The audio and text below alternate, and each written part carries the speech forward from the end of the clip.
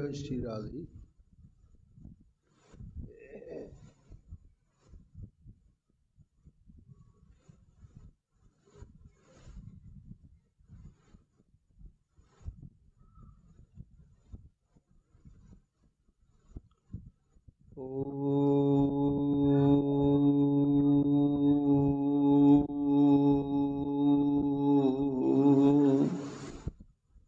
यस्य प्रसादात् भगवते प्रसादो यस्या प्रसादान्नगति कुतयपि ध्यायं स्तुवं तस्य यशस्त्रिसन्धं वन्दे गुरो श्रीचरणरविन्दं गौरकृपा घनीभूतं प्रभु श्री हरिनंदनं मम जीवन सर्वस्वं भक्त्यानौमि पुनः पुनः राधा कृपामयं वपुं श्री गुरुदिनतारकं प्रभु श्री गौरगोपालं भक्त्यानौमि पुनः पुनः अयानुलंबित भुजौ कनकावदातौ संकीर्तनैकपितरौ कमलायताक्षौ विश्वाम्भरौ द्विजवरौ जुगधर्मपालौ वन्दे जगत्प्रियकरौ करुणावतारो आनंद लीलामय विग्रहाय हेमावतीपच्छवि सुंदराय तस्मै महा प्रेम रस प्रदाय चैतन्य चंद्राय नमो नमस्ते निरानंदमिदं सर्वं प्रेमानंदस्पदीकृतं येन तं सततं वन्दे नित्यानन्दं जगद्गुरुं श्री अद्वैत नमस्तुभ्यं कलिजन कृपानिधे गौरी प्रेम प्रदानाय श्री सीतापतये नमो लादिनी स्वरूपाय गौरांग सुहृदाय च भक्त शुक्ति प्रदानाय गदाधर नमस्तुते प्रणमामि श्रीवासं तमादं पंडितं मुदा श्री गौरंग कृपा पात्रं कीर्तनानंद मानसं गौरे प्रेम प्रदावैव सर्वत्र समदर्शिने नारायण सुताय च श्रीमन्नरहरये नमो बर्हापीडभिरामं मृगमदतिलकं कुण्डलाक्रान्तगण्डं कञ्जाक्षं कम्बुकण्ठं सुमेतशुभगमुखं सादरेणस्तवेनुं श्यामं शान्तं त्रिभङ्गं रविकरो वसनभूषितं वैजयन्त्या वन्दे वृन्दावनस्थयुवतिशतप्रीतं ब्रह्म गोपालवेशं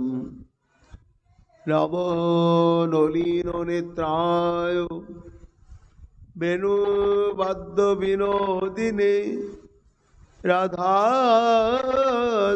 सुधापानं शालिने वनमालिने हे कृष्ण करुणा सिंधु दीनबंधु जगतपते गोपेश गोपिका कांत রাধাকান্ত নমস্তুতে। মুখং করোতি বাচালং পঙ্গুং লঙ্ঘয়তে গিরিম যৎ কৃপাতমহং বন্দে পরমানন্দ মাধবম।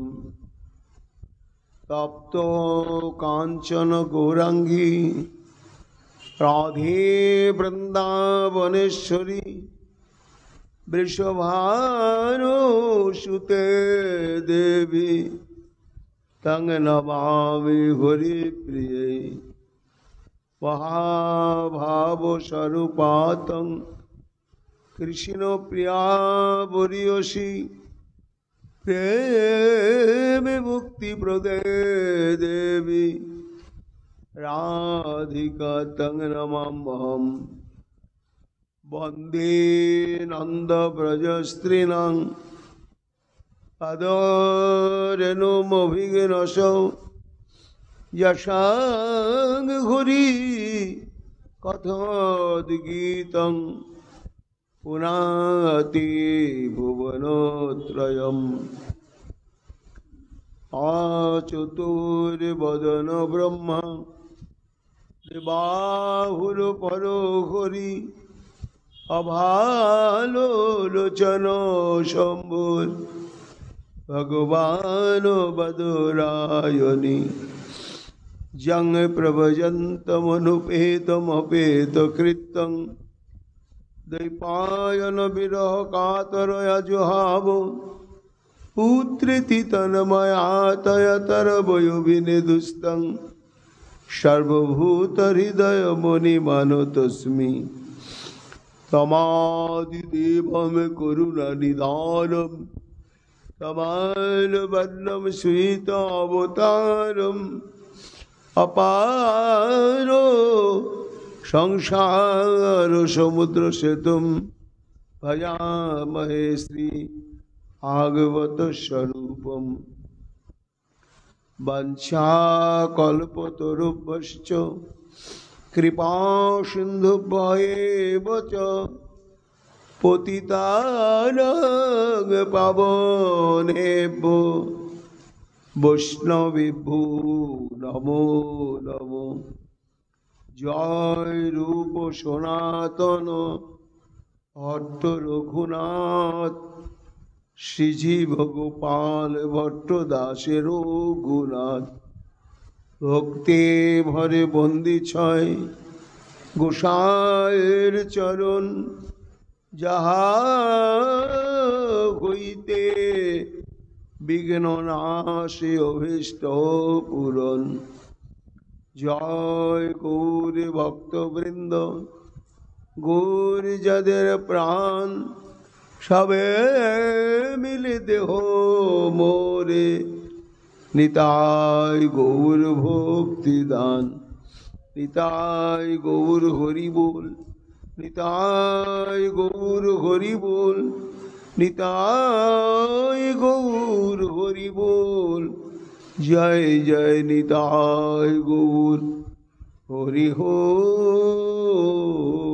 বল। রাধে রাধে রাধে जय जय श्री राधे राधे प्राण राधे राधे राधे राधे जय राधे राधे राधे। जय महाप्रभु। प्राप्तो नंदव्रजं श्रीमान निम्लोचति विभावसौ छन्न जनः प्रविशतं पशूनां खुरोरेणुभि। सर्ववेदांत सार पुराण चक्रवर्ती এতে চাংশ কলাপংশ কৃষ্ণস্তু ভগবান স্বয়ং। সেই অনাদিরাদি শ্রী গোবিন্দের শব্দ ব্রহ্মময় বিগ্রহ শ্রী শ্রীমদ্ ভাগবত মহাপুরাণে দশম স্কন্ধে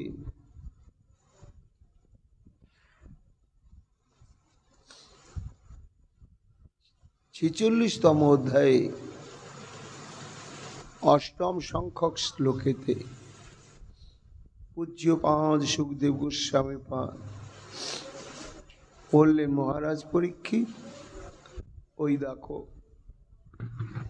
প্রাপ্ত নন্দব্রজং শ্রীমান নিম্লোচতি বিভাবসৌ ছন্ন জানো প্রবিশতাং পশুনাং খুরো রেণুভি।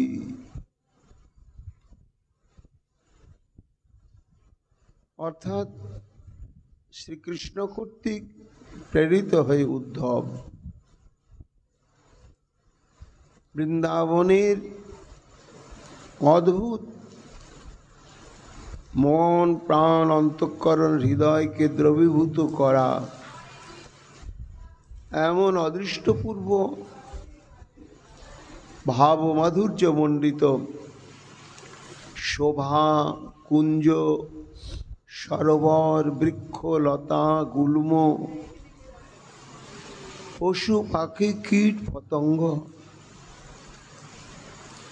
সবাই যেন কৃষ্ণ প্রেম রসে পরিষিক্ত,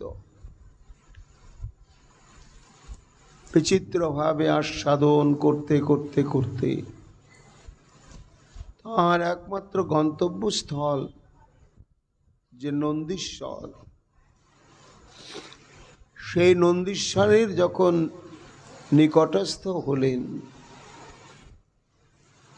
তখন সুকমুনি বলছেন, মহারাজ শ্রীমান বিভাবশ নিম্লোচতি, অর্থাৎ নন্দীশ্বরের নিকটে পৌঁছানোর সঙ্গে সঙ্গে দিনমণি শ্রী সূর্যদেব ধীরে ধীরে অস্তাচলে ঢলে পড়ল। এইবার ঘরে ফেরার পালা। বিভিন্ন বন হতে লক্ষ কোটি কোটি ধেনু গণ গোপগণ তাদের চারণা সমাধা করে প্রত্যাগমন করছে ব্রজের অভিমুখে। পশুনাং ক্ষুর রেণুভি ছন্ন জান, অর্থাৎ সেই সমস্ত গোপ রাখালগণের পদতাড়িত হয়ে লক্ষ কোটি ধেনুগণের ক্ষুরুত্থিত হয়ে ব্রজের পথে যে রজকণা ধূলিকণা বাতাসে উঠতে উঠতে গিয়ে ছন্ন জান, অর্থাৎ উদ্ধবের যে স্বর্ণরথ যা এতক্ষণ সবার দৃষ্টি আকর্ষণ করতে করতে ব্রজের অভ্যন্তরে প্রবেশ করছিলেন,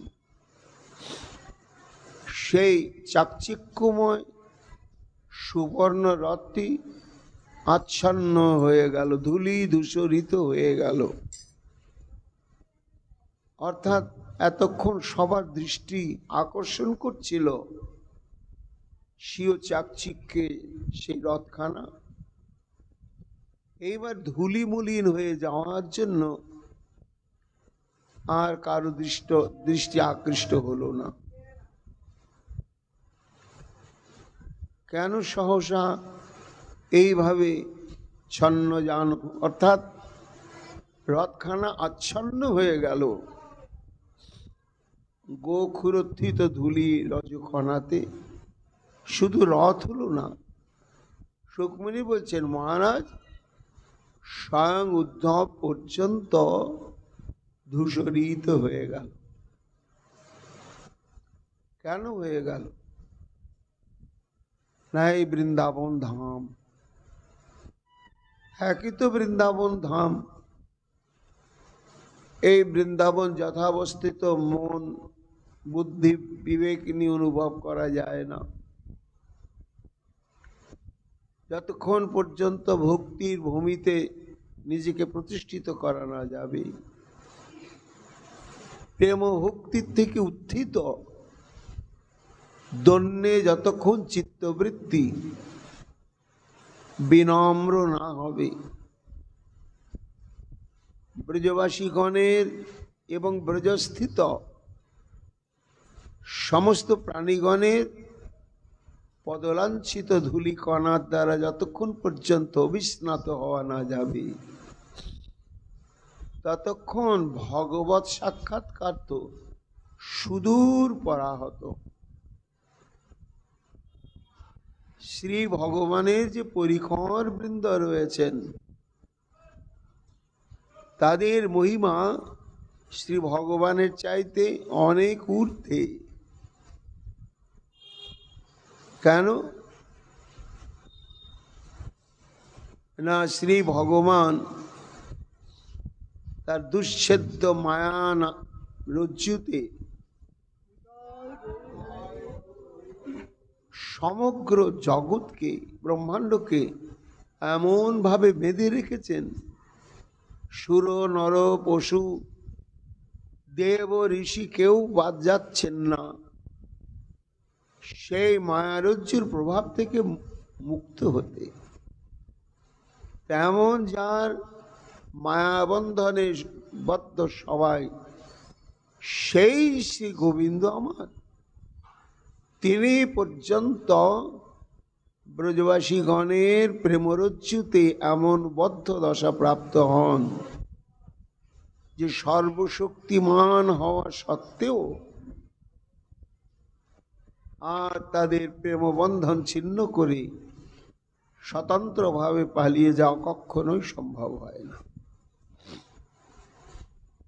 এই জন্য ভগবানের চাইতেও ব্রজের যে নিত্যসিদ্ধ পরিকর বৃন্দ তারা আরো দুর্লভ। তাদের দর্শন পেতে গেলে, তাদের সঙ্গ পেতে গেলে, তাদের সেবা সৌভাগ্য পেতে গেলে যোগ্যতা অর্জন করতে হবে, স্বীকৃতি অর্জন করতে হবে। সেই স্বীকৃতি কি না, সেই একমাত্র স্বীকৃতি হচ্ছে ব্রজবাসীগণের পদলাঞ্ছিত ব্রজধূলিতে স্নান করতে হবে, ধূসরিত হতে হবে। না হলে বৃন্দাবন এবং বৃন্দাবন পরিকর অনুভব করার জন্য যে প্রেমভক্তি প্রয়োজন সেটি কখনো অন্তরে উদয় হবে না। তার প্রমাণ না, প্রমাণ মধ্যস্থ শ্রী ভাগবত পুরাণ পঞ্চম স্কন্ধে দ্বাদশ অধ্যায়ে জড় ভরত সিন্ধু সৌবীর দেশের রাজা নৃগণকে বলছেন, মহারাজ তুমি তো ভগবত প্রেম ভক্তি লাভ করবার জন্যই স্বর্ণ চতুর্দলায় চেপে যাচ্ছ, গঙ্গা সাগরে কপিল মুনির আশ্রমে। এইভাবে ওই দুর্লভ প্রেম ভক্তি লাভ হয় না। সেই প্রেম ভক্তি লাভের উপায় কি? রুহগণয় তৎতপসা ন জাতি ন চেজ্জয়া নির্বপনাদ গৃহাদ বা ন ছন্দসা নৈব জলাগ্নি সূর্যই বিনা মহৎ পাদরজ অভিষেকম। অর্থাৎ মহৎ, মহৎ বলতে কৃষ্ণগত প্রাণ, কৃষ্ণ সেবানিষ্ঠ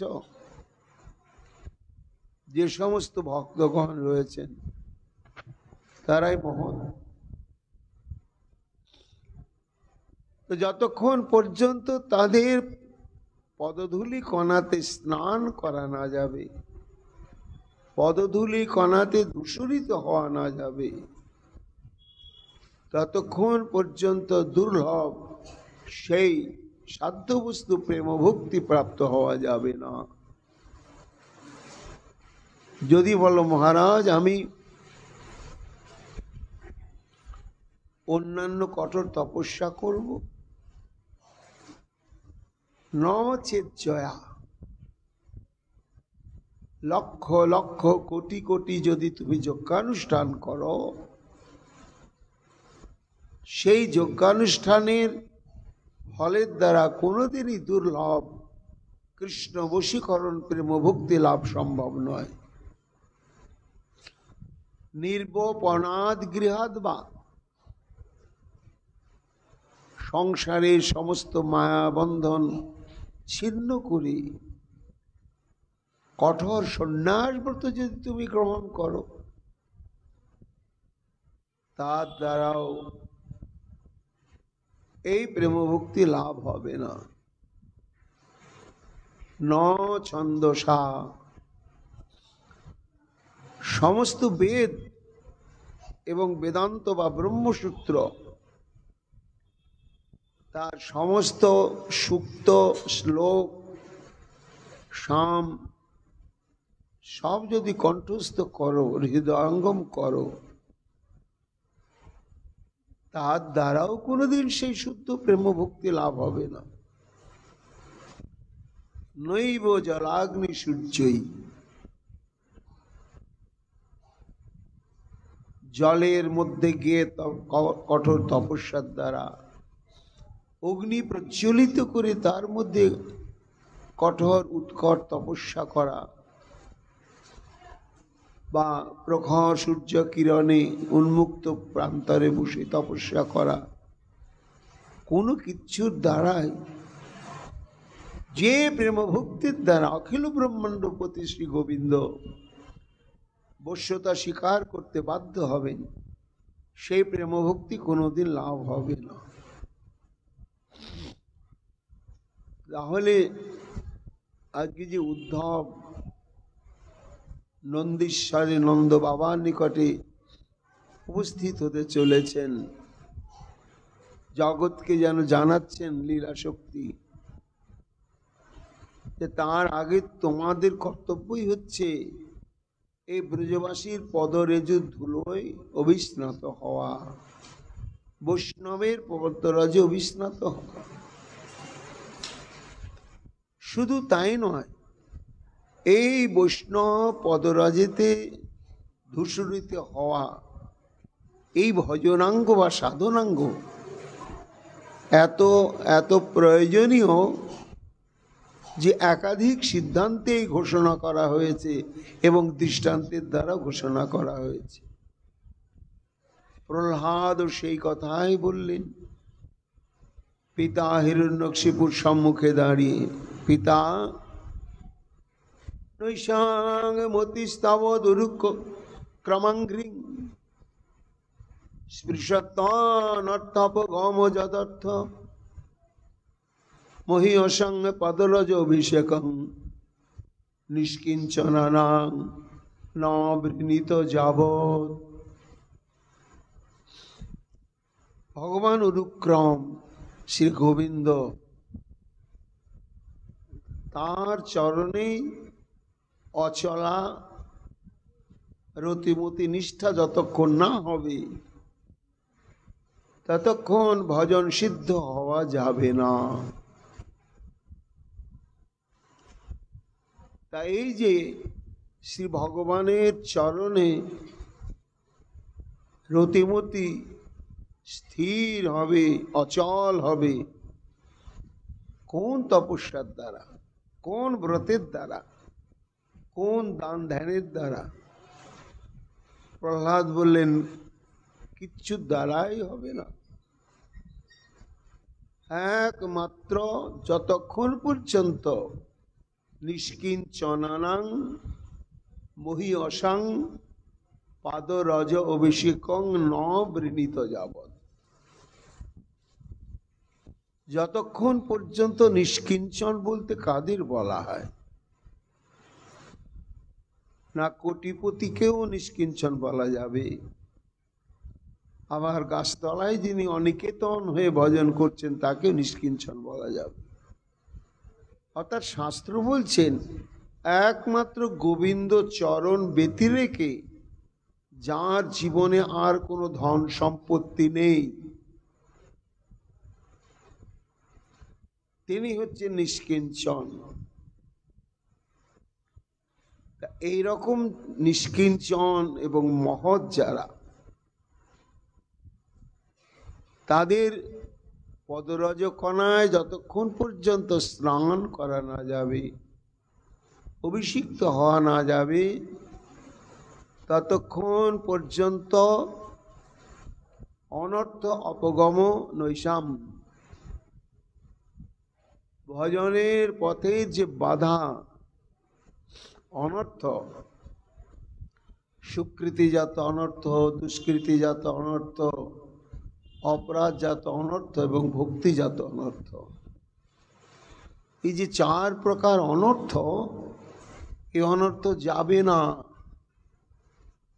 লক্ষ লক্ষ হরিনাম সাধন পরিক্রমা করলেও যাবে না, যতক্ষণ পর্যন্ত নিষ্কপট দন্যে মহতের চরণধুলিতে স্নান করা না যাবে। আর এই অনর্থ যতক্ষণ না যাবে ততক্ষণ নৈশাং মতিস্তাবৎ উরুক্রমাঙ্ঘ্রিং,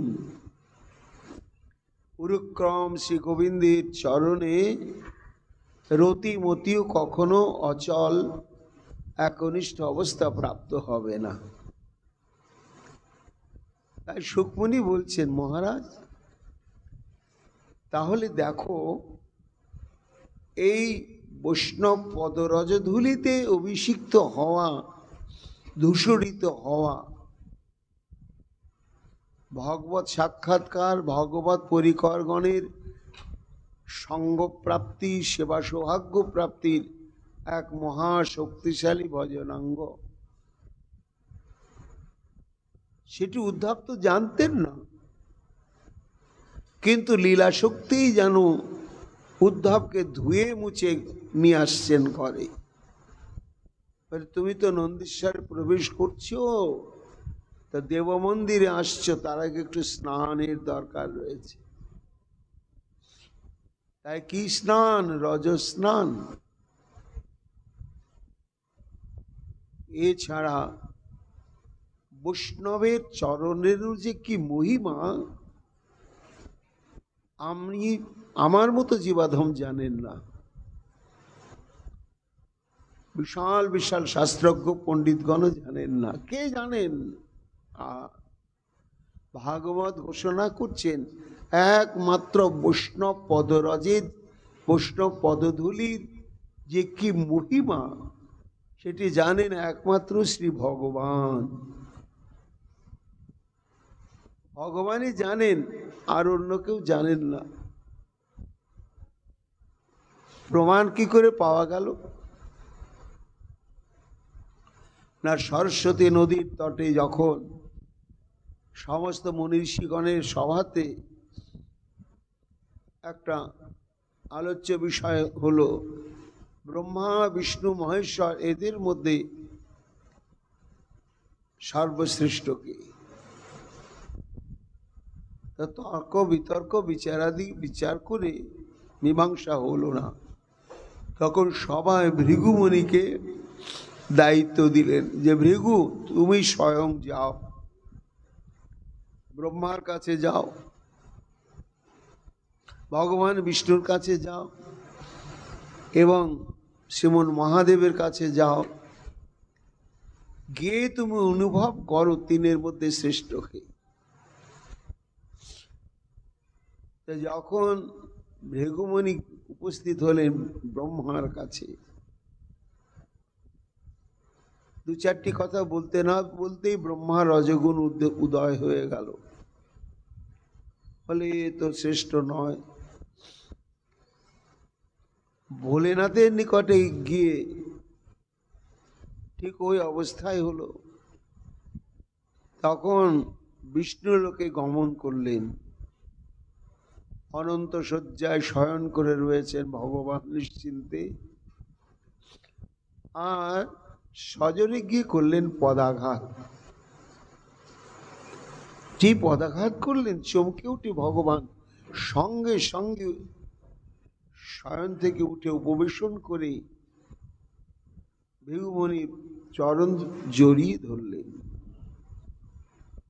ধরে কি বলছেন, হে বৈষ্ণব, অতীব কমলৌ তাত চরণৌ তে মহামনে ইত্যুক্ত্বা বিপ্র চরণৌ মর্দয়ন সেন পানিনা। আহা, আমার এই বক্ষ প্রদেশটা প্রচুর অস্থির দ্বারা তৈরি, কঠিন। হে বৈষ্ণব, হে মহামণি, এই কঠিন অস্থিপূর্ণ বক্ষে পদাঘাত করে না জানি তোমার কমল ফুলের ন্যায় অতি সুকোমল মসৃণ চরণে কত ব্যথা বেজেছে। আমার উচিত ছিল আগেই তোমাকে দর্শন মাত্রেন শয়ন থেকে উত্থিত হয়ে স্বাগত জানিয়ে অভ্যর্থনা করা। এটা আমারই অপরাধ। কাজেই এই আচরণের আমি কোনো ভুল ধরছি না। ব্যথা লেগেছে তো সে ব্যথা আমি দূর করি। মর্দয়ন সেন পানি না। সুকমণি বলছে নিজের হাতে ভৃগুমুনির চরণ টেনে নিয়ে মর্দন করতে লাগলেন শ্রী গোবিন্দ। আর কি বললেন, এইখানে বৈষ্ণব পদধূলির মহিমা কীর্তন করছেন স্বয়ং ভগবান। উনি সহলোকং মাং লোকপালাংশ মদ্গতান পাদৌদকেন ভবতস্তীর্থানাং তীর্থকারিণা উদ্দাং ভগবান লক্ষ্মা আশমেকান্ত ভাজনম বৎসত্তু ঋষি মে ভূতির ভবত পাদহতা হস।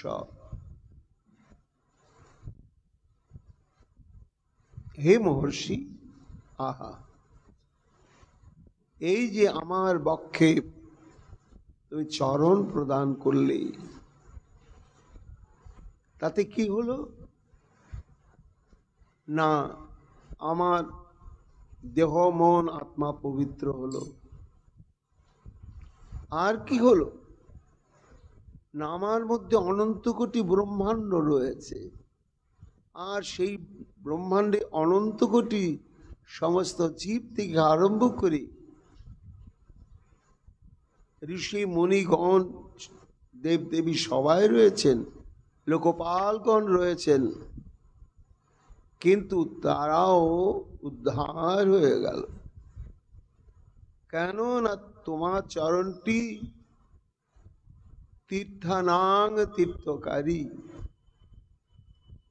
তীর্থ মানে হচ্ছে যা শোধন করে পবিত্রতা প্রদান করে।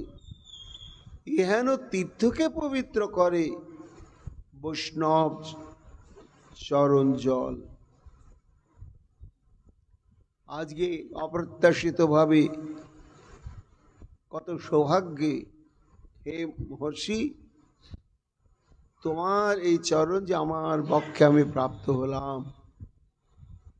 আজ থেকে আমি যথার্থ লক্ষ্মী দেবীর একান্ত আশ্রয়স্থল হলাম।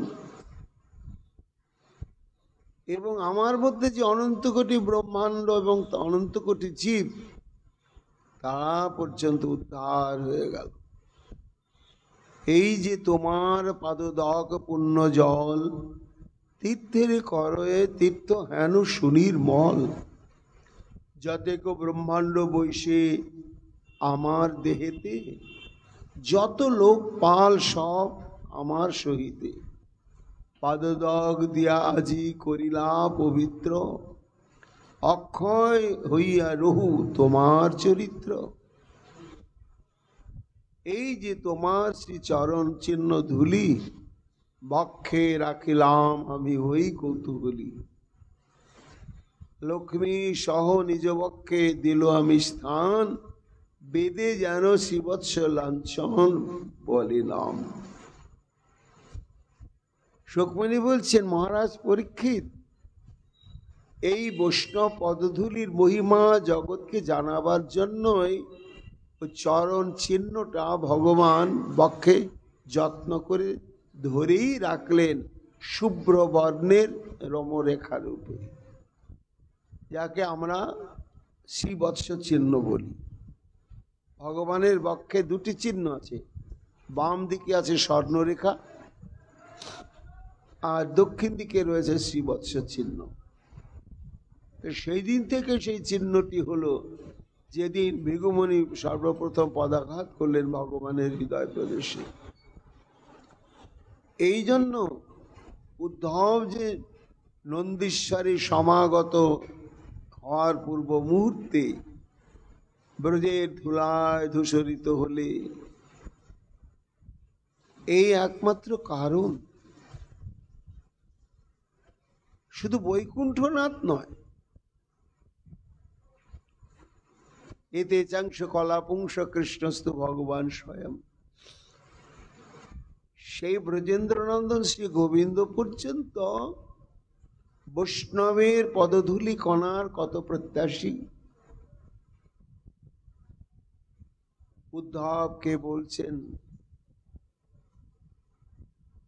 নিরপেক্ষং মুনিং শান্তং নির্বৈরং সমদর্শনম অনুব্রজমহং নিত্যং উয়ুয়েত্তং হৃরেণুভি। নিতাই গৌর হরি বল, নিতাই গৌর হরি বল, নিতাই গৌর হরি বল। জয় মহাপ্রভু, জয় বৈষ্ণব গোসাই।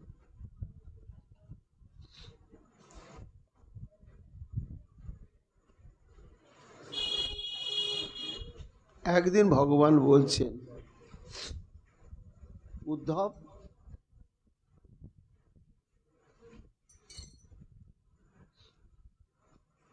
নিরপেক্ষ অর্থাৎ নিজের ভক্তের বৈশিষ্ট্য বা গুণাবলী এক একে বর্ণনা করছেন উদ্ধবের কাছে শ্রী গোবিন্দ। নিরপেক্ষ বৈষ্ণব সবসময় নিরপেক্ষ হবে। মুনি অর্থাৎ সংযত বাক, অপ্রয়োজনে যিনি কথা বলেন না, কৃষ্ণ কথা ছাড়া যিনি অন্য কথা বলেন না। তৃতীয় গুণ হচ্ছে শান্ত, অর্থাৎ তার অন্তঃকরণে লাভ, পূজা, প্রতিষ্ঠা, যশ, খ্যাতি, প্রতিপত্তি, অষ্টসিদ্ধি ইত্যাদির বিন্দুমাত্র কামনা বাসনা নেই। আর ভগবান দিতে গেলেও তিনি কখনো গ্রহণ করেন না, করবেন না। তাই তিনি শান্ত, নির্বৈরং। যারা প্রকৃত বৈষ্ণব তাদের কোনো শত্রু থাকবে না উদ্ধব। আর সমদর্শন, কি পাপী, কি পুণ্যবান, কি ভক্ত, কি অভক্ত, সবার প্রতি তা থাকবে সমদৃষ্টি। এইরকম গুণ বিশিষ্ট যারা বৈষ্ণব, তাদের একটা সর্বশ্রেষ্ঠ গুণ হচ্ছে কি না, সর্বক্ষণ তারা আমার নাম গুণগানে প্রমত্ত থাকে। এছাড়া তাদের দ্বিতীয় কোনো কর্তব্য সাধন নেই। এমন বৈষ্ণবগণ যখন আমার নামানন্দে আত্মহারা হয়ে যায়, হয়ে যখন নামগান গাইতে গাইতে প্রেমোচ্ছ্বাসে নৃত্য করতে করতে যায়, আহা, আমি যেখানেই থাকি নামের ধ্বনি শ্রবণ করে সেখানেই ছুটে আসি। এসে কি করি জানো উদ্ধব? অনুব্রজামি অহম। তার আগে আগে যাচ্ছে তো, তাদের পেছনে পেছনে আমি যাই। উদ্ধব প্রশ্ন করেছিলেন, ঠাকুর পেছনে পেছনে যাবে কেন? তুমি কি পেছনের মানুষ? আহা, তোমার নামেই যারা আত্মহারা হয়ে এমন করে নাচতে নাচতে যাচ্ছে, আর তারা যদি তাদের সম্মুখে তোমাকে পায় তাহলে সে আনন্দটা কত উচ্ছ্বসিত হয়ে উঠবে। এই জন্য লুকিয়ে লুকিয়ে পেছনে পেছনে তুমি যাবে কেন ঠাকুর? তাদের সামনে সামনে চলো, তোমাকে দর্শন করে তাদের প্রেম আরো উদ্বেলিত হবে, আরো তোমাকে আনন্দ দিতে দিতে যাবে।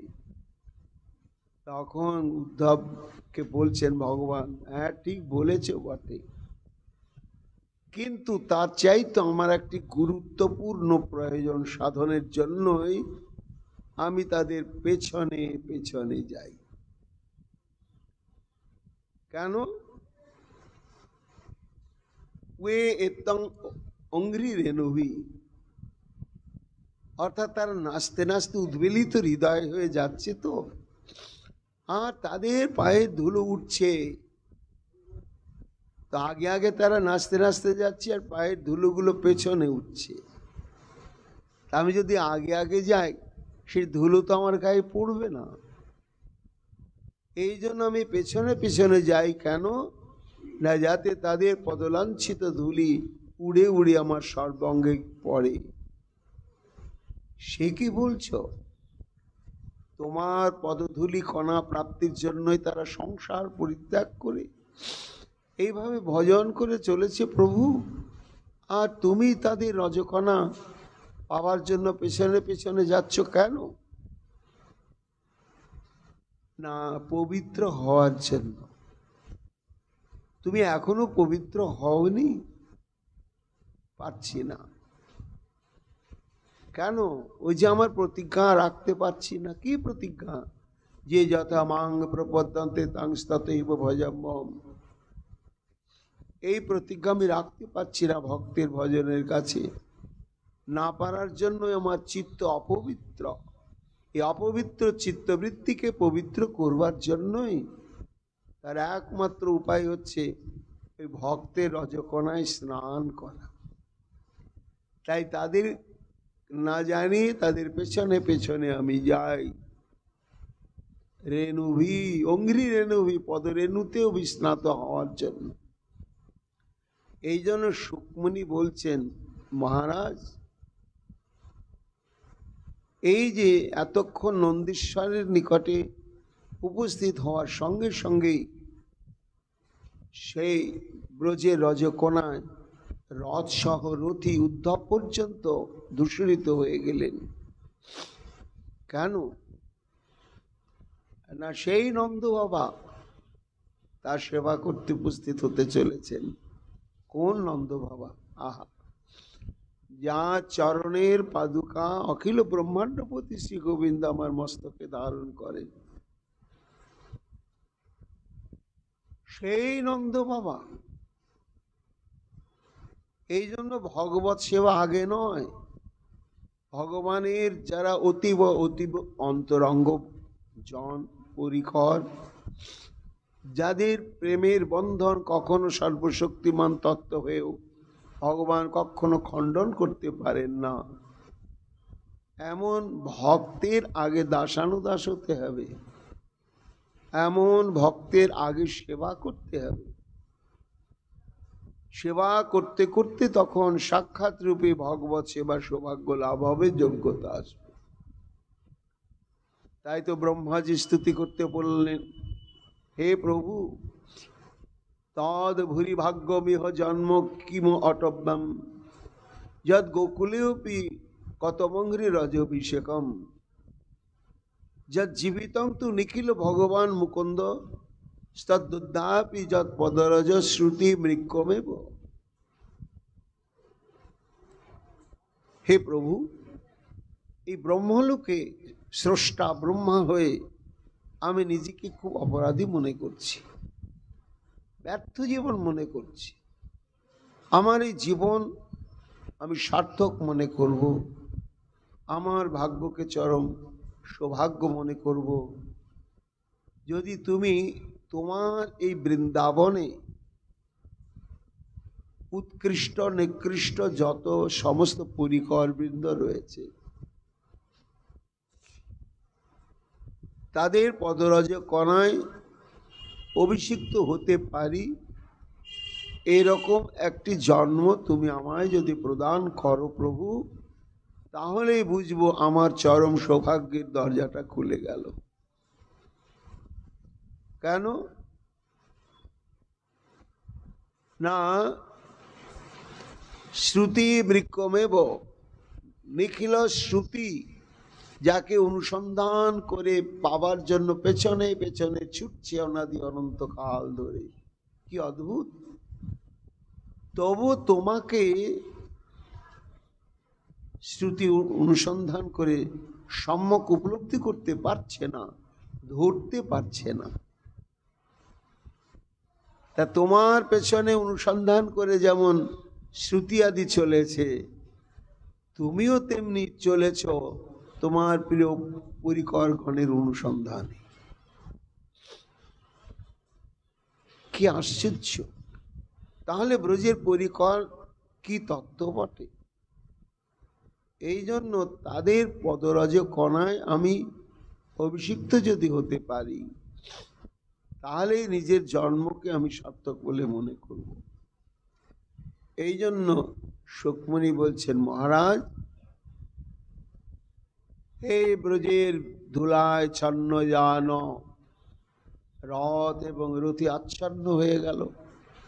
আর এইভাবে ধুলো ধূসরিত হওয়ার কারণটা আরো একটা ছিল।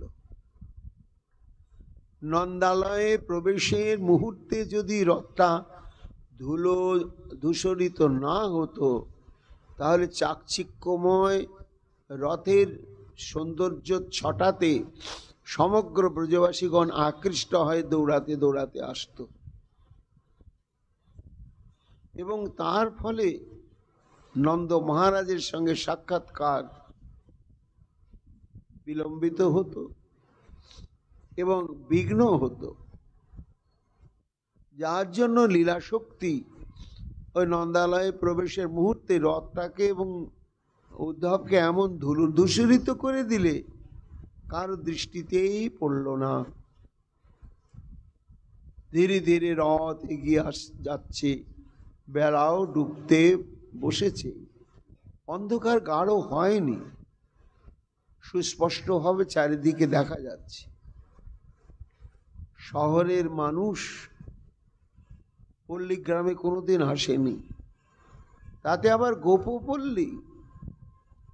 মথুরায় তো গোপপল্লী নেই, কেন না এই গোকুলের গোপবৃন্দই দধি দুগ্ধ ইত্যাদি যত কিছু প্রয়োজনীয় বস্তু সব মথুরায় নিয়ে যায়।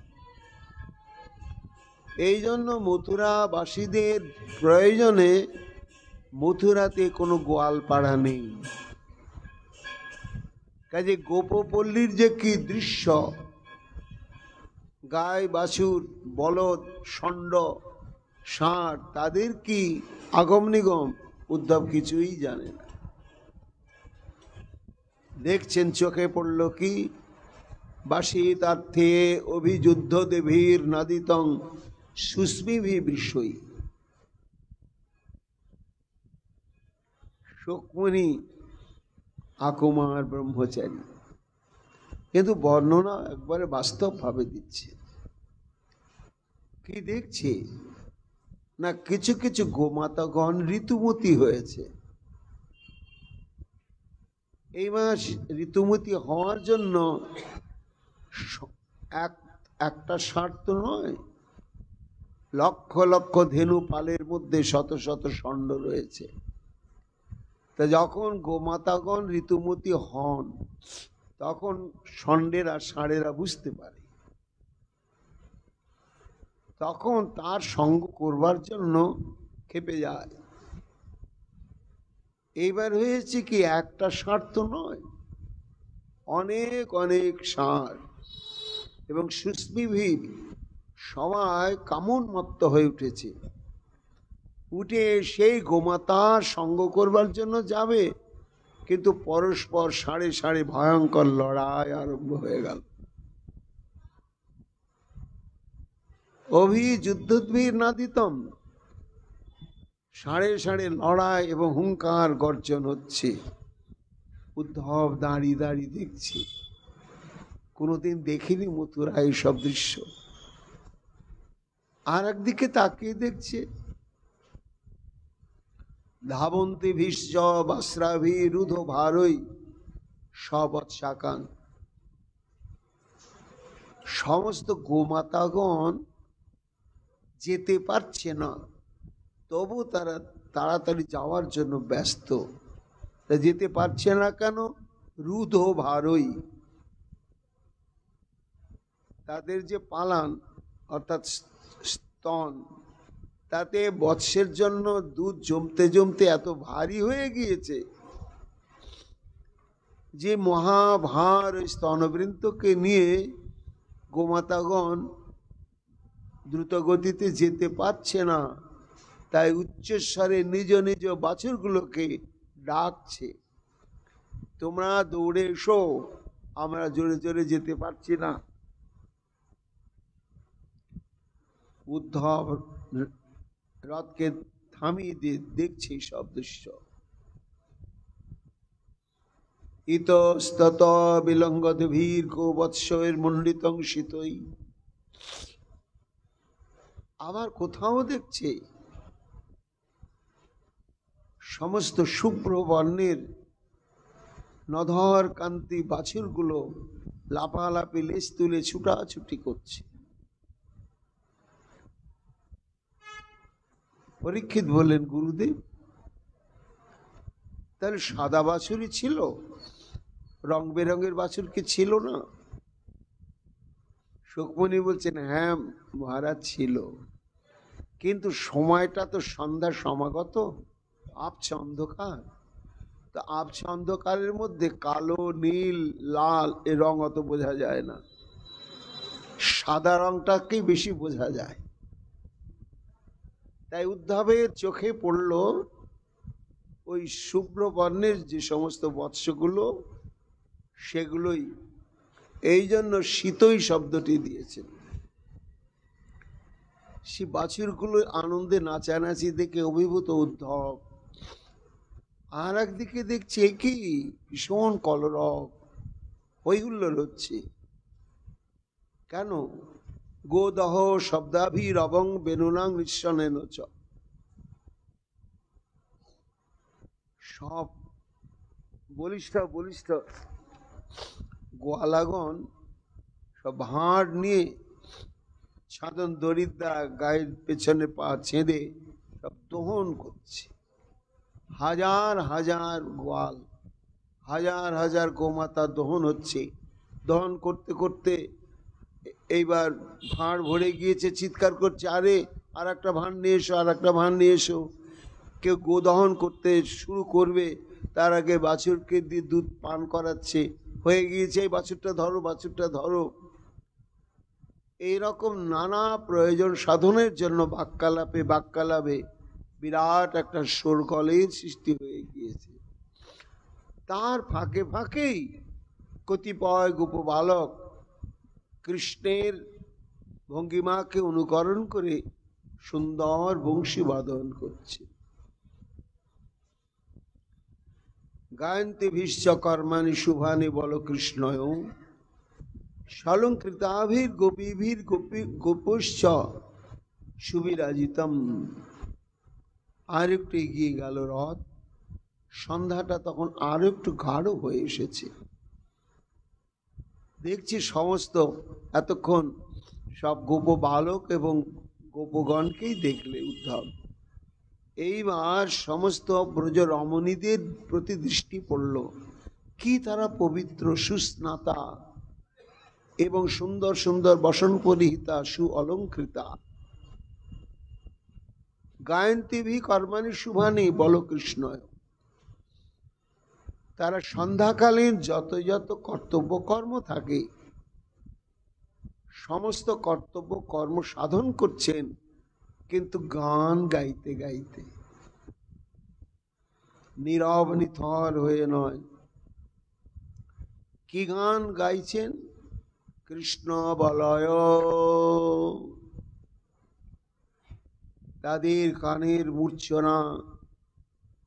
অভিভূত উদ্ধব সেই সঙ্গীতের ধ্বনি যেন বাতাসে তরঙ্গায়িত হতে হতে ব্রহ্মাণ্ডে ছড়িয়ে পড়ছে। তারা কৃষ্ণ গুণগান ছাড়া কিচ্ছুই জানে না। সর্বকর্মের মধ্যেই তাদের ওই কৃষ্ণানুগুণগান। এখনো এই দৃশ্যটি আমাদের এই বৃন্দাবনে দেখা যায়, আপনারা অনুভব করেন। ব্রজমায়ীরা এখনো একখানে হলেই তারা গান আরম্ভ করে দেয়।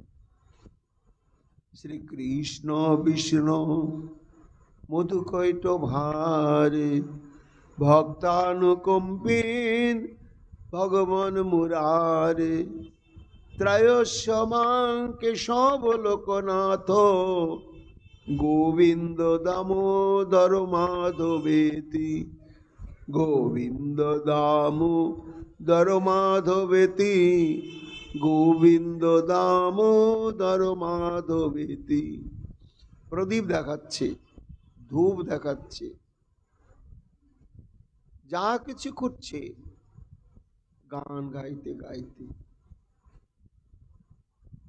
উদুখল সম্ভূত তণ্ডুলাংশ্চ সংঘটয়ন্তে মুসলশ্চ মুগ্ধা গায়ন্তি গোপ্য জনিতানুরাগা গোবিন্দ দামোদর মাধবেতি গোবিন্দ দামোদর মাধবেতি গোবিন্দ দামোদর মাধবেতি। কোথাও উদ্ধবজি দেখছেন উখলে উদুখলে ধান দিয়েছে, দু চারজন ব্রজমাই বিশাল উদুখল 3-4টে মুগুর নিয়ে সেখানে আঘাত করছে আর তন্ময় হয়ে গোবিন্দ দামোদর মাধবেতি গান গাইছে। শুধু তাই নয়, কাচিত করাম্বুজ পটের নিঃসন্নং ক্রীড়া শুকং কিং শুক করুক তুণ্ডম অভ্যাসায়ামাশু সরুহাক্ষী গোবিন্দ দামোদর মাধবেতি গোবিন্দ দামোদর মাধবেতি গোবিন্দ দামোদর মাধবেতি। রথ এগিয়ে যাচ্ছে, দেখছেন কোন ব্রজমাই আদর করে সোনার খাঁচায় রাখা আছে পোষা সুখ পক্ষী, তাকে আদর করে অভ্যাস করাচ্ছে এই কৃষ্ণ গুণগান গোবিন্দ দামোদর মাধবেতি গোবিন্দ দামোদর। আমি শুধু গাইব না, সুখ তোমাকেও গাইতে হবে। গৃহে গৃহে গোপ বধূ সমূহ প্রতীক্ষণ পিঞ্জর সারিকানম লসদ গির বাচয়িতুং প্রবৃত্ত গোবিন্দ দামোদর মাধবেতি। গৃহে গৃহে উদ্ধবের চোখে পড়ছে এই অভিনব দৃশ্য। আবার কোথাও দেখছে কোন কোন ব্রজমাই শিশুকে ঘুম পাড়াচ্ছে। পর্যঙ্কি ভাজমবলং কুমারং প্রশাপয়ন্ত অখিল গোপকন্যা যোগু প্রবন্ধং শরতাল বন্ধং গোবিন্দ দামোদর মাধবেতি গোবিন্দ দামোদর মাধবেতি গোবিন্দ দামোদর মাধবেতি। সন্ধ্যা সমাগত হয়েছে, শিশু ঘুম পেয়ে গেছে, পালঙ্কে শয়ন করে মৃদু মৃদু আঘাত করছেন। আর ঘুম পাড়ানি গান অন্য কিছু নয়, গোবিন্দ দামোদর মাধবেতি গোবিন্দ দামোদর মাধবেতি। যত দেখছে সেই ধুরধূসরিত উদ্ধবের অঙ্গ রোমাঞ্চিত হয়ে উঠছে। এই বৃন্দাবন। আবার নিজাঙ্গনে কঙ্কন কেলিলোলং গোপী গৃহদ্বান অবনীত চৌরম উবাচ প্রেমনস্যপাধায় নেত্রে গোবিন্দ দামোদর মাধবেতি। হঠাৎ দধিমন্থন করছিলেন, কঙ্কনের ধ্বনি শ্রবণ করেই কোন গোপী দেখছে এই রে মাখন চোর এসে গিয়েছে, তখন হাতে নাতে তাকে ধরে ফেলেছে। ধরে পেলে এইবার চোর তুমি ধরা পড়েছ, এই আনন্দে গোবিন্দ দামোদর মাধব ইতি গান গাইছে। এইভাবে কৃষ্ণ গুণগান মুখর গোপপল্লী এক দিব্য পরিবেশের সৃষ্টি করেছে। অভিভূত উদ্ধব ধীরে ধীরে এগিয়ে যাচ্ছেন। আবার কোথাও দেখলেন কি, অগ্নার কা তিথি গো বিপ্র পিতৃ দেবার্চনান্বিতই ধূপ দীপস্য মাল্যস্য গোপবাসের মনোরমম।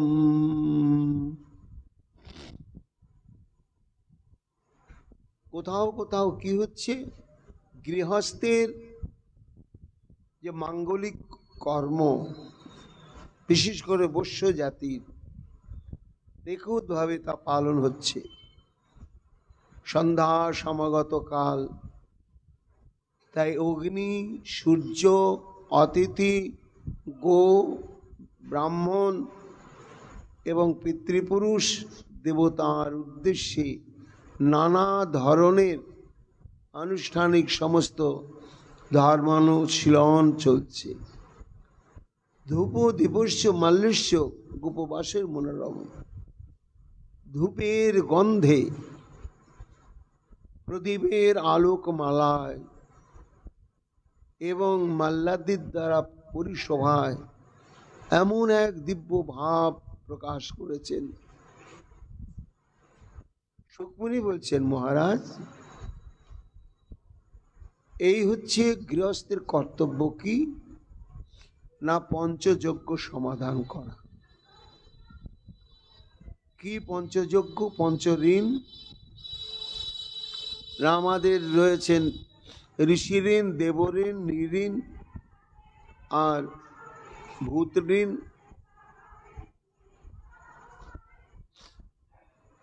এই সমস্ত ঋণ, পাঁচটা ঋণ, এই পাঁচটা ঋণ শোধ করবার জন্যই গৃহস্থকে 5 প্রকার যজ্ঞানুষ্ঠানের কথা বলা হয়েছে।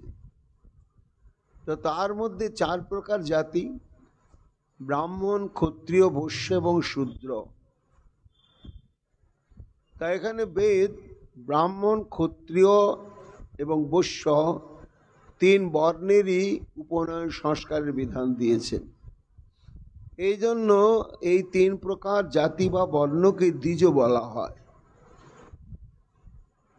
এদের অন্তত এই পঞ্চযজ্ঞানুষ্ঠান অত্যাবশ্যিক। তাতে সংসারের মঙ্গল, পরিজনের মঙ্গল এবং পূর্বপুরুষের মঙ্গল, সর্বপ্রকার মঙ্গল সাধন হবে। এই জন্যই তারা দ্বিজাতির সংস্কারে তারা প্রত্যেক দিন এই সন্ধ্যাকালে এই সমস্ত যজ্ঞানুষ্ঠানের আয়োজন করে। তাহলে কি তারা ব্রাহ্মণ না হয় করা উচিত? শাস্ত্র বলছে হ্যাঁ, ব্রাহ্মণ, ক্ষত্রিয় এবং বৈশ্য এদের সংস্কার রয়েছে ব্রাহ্মণের ন্যায়। প্রমাণ না, প্রমাণ যখন নন্দ বাবার গৃহে গর্গাচার্য সমাগত হলেন, তখন নন্দ বাবা বললেন যে আচার্যদেব, আপনি তো জ্যোতিষ তত্ত্ববেত্তা, তা আপনি অপ্রত্যাশিতভাবে আমার মঙ্গল জন্যই আপনি সমাগত হয়েছেন, আপনাকে ছাড়ব না। আপনি যথাবিহিতভাবে আমার এই পুত্রদ্বয়ের আজকে শুভ তিথি, শুভবার, শুভ মাস নামকরণ করতেই হবে। বলে জানাজানি হয়ে গেলে তো আমার এটা বিপদ হবে। বলে কোনো চিন্তা করবেন না আচার্যদেব, অলক্ষিত অস্মিন রহস্যি মামকৈরবি গোব্রজে। এটা গোশালার মধ্যে এত নিঝুম গোপনে অনুষ্ঠিত হবে যে আমার নিজস্ব যারা আত্মীয় স্বজন তাদের পর্যন্ত জানানো হবে না। কিভাবে হবে? কুরু দ্বিজাতি সংস্কারং স্বস্তি বাচন পূর্বক। এখানে নন্দ বাবা বলছেন নামকরণ অনুষ্ঠিত দ্বিজাতি সংস্কার, অর্থাৎ ব্রাহ্মণের সংস্কার বিচার অনুসারেই আমার পুত্রদ্বয়ের নামকরণ হবে। এই জন্যই সুকমুনি বলছেন, মহারাজ পরীক্ষিত, এরা ব্রাহ্মণ না হলেও দ্বিজ, এদের উপনয়ন সংস্কার রয়েছে, যার জন্যই পঞ্চযজ্ঞানুষ্ঠান এরা নিত্যভাবেই করেন। সেই পঞ্চযজ্ঞ কি? অধ্যাপনং ব্রহ্মযজ্ঞ, পিতৃযজ্ঞ, স্তুতর্পণম, হোম, দৈব বলির ভূত নিযজ্ঞ, অতিথি পূজনম। অর্থাৎ অধ্যাপনের দ্বারা হয় ব্রহ্মযজ্ঞ বা ঋষিযজ্ঞ, আর তর্পণের দ্বারা হয় পিতৃযজ্ঞ। হোম প্রজ্বলিত করলে সেটা দেবযজ্ঞ হয়, আর অতিথি সেবা করলে নিযজ্ঞ হয়, আর পশু পাখি ইত্যাদি প্রাণীগণকে ভোজন প্রদান করলে সেটা হয় ভূতযজ্ঞ। গৃহস্থের এই 5 প্রকার যজ্ঞ নিত্য কর্তব্যই। শ্রাদ্ধায়েন অর্চয়েত ঋষীন হোমের দেবান যথাবিধি, পিতৃ শ্রাদ্ধস্য নির্নভূতানি বলি কর্মণা। এই সমস্ত করা দরকার। এখন এখানে একটা প্রশ্ন, কি প্রশ্ন না, শাস্ত্র বলছেন কাম ত্যাগী কৃষ্ণ ভজে শাস্ত্র আজ্ঞা মানি, দেব ঋষি পিতৃদি কবু নহেরি।